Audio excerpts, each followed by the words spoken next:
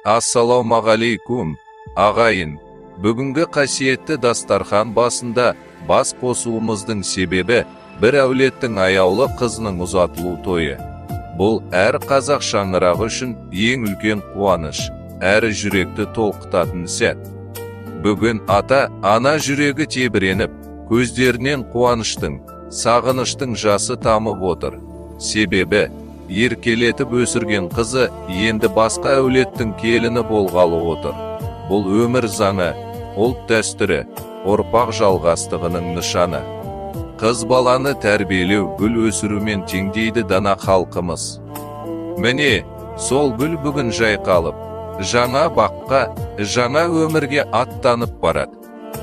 Осы сәтте ата-ананың ең үлкен арманы қызы барған жерінде бағы жансын, көркімен емес, мінезімен қадірлі болсын, еліне сүйкімді, келініне өнегелі болсын.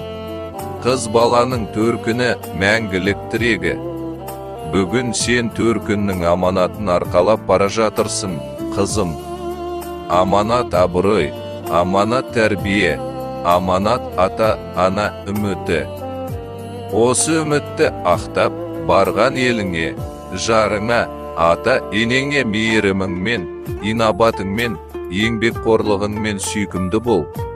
Қазақта қыз жақсы болса, елдің көркі, келін жақсы болса, үйдің көркі дейді.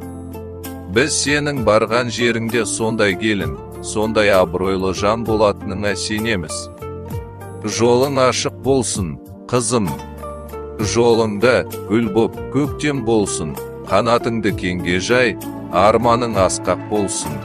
Ал енді жастардың бақыты үшін, бүгінгі ұзатылып отырған арудың жарқын болашағы үшін, оның ата-анасының ұзақ ғұмыры, амандығы үшін әдемі бата берейік. Бақыттың кілті сыйластық пен сабыр. Сол сабыр мен сыйластық сенің өміріңнің серігі болсын. Жолың нұрлы, ғұмырың ұзақ болсын. Бақытты бол, ақ құдай арман ару. Ата-анаңның, еліңнің үмітін ақтай бер. Дастарханың тоқ болсын, уайым, қайғы жоқ болсын. Әумин.